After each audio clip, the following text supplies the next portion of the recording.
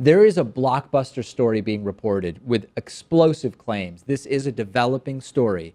There's a former NSA analyst claiming that Donald Trump is targeting American journalists with help from Russian intelligence. I'm referring to John Schindler, who's a security expert, former counterintelligence officer. He tweeted very recently, and we have the tweet for you, learned from a very reliable IC sources, intelligence community sources, that Trump White House, with help from Russian intelligence, is targeting American journalists. Rough road ahead. Get ready, peeps. It's not clear yet in what way the journalists are being targeted. How credible is John Schindler? Well, we do have every indication that politically he's a conservative, as he says. No reason to doubt that.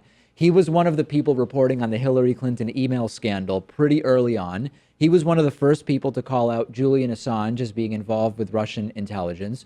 We should naturally be skeptical of all claims that are made, but John Schindler has done some good reporting. He was mostly followed by conservatives during his earlier reporting when it was about the Hillary email scandal, up until he got into the Trump-Russia stuff, and all of a sudden conservatives want nothing to do with this guy. But his credentials check out. He's been tuned into more or less every national security scandal that has come up recently.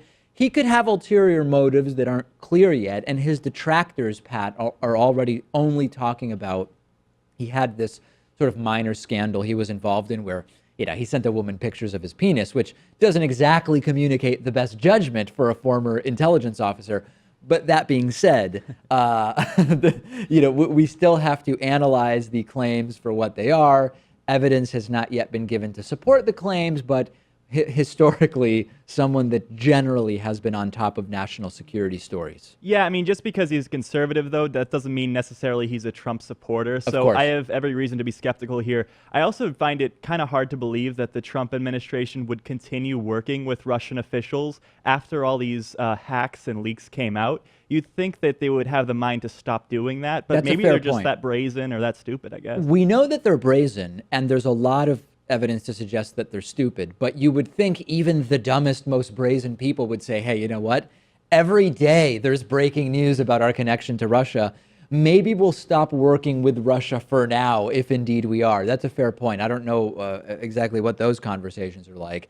But yeah, the Russian news is not good over the last week, including, of course, that Trump Attorney General Jeff Sessions met twice with the Russian ambassador to the U.S. last year, was deceptive about the meetings. We, just a few weeks ago, had National Security Advisor Michael Flynn resign in total shame after having lied about the subject matter that he discussed with the Russian ambassador, which did include sanctions, U.S. sanctions on Russia. And a new poll found that a majority of Americans would support a congressional investigation into the claims that the Trump administration has close ties with Russia and did during the presidential campaign. So, all not good. We will follow the allegations from John Schindler, see if we have evidence supporting them, but explosive claims, and we will see what happens. I'm on Twitter at @Pakman. Follow me there.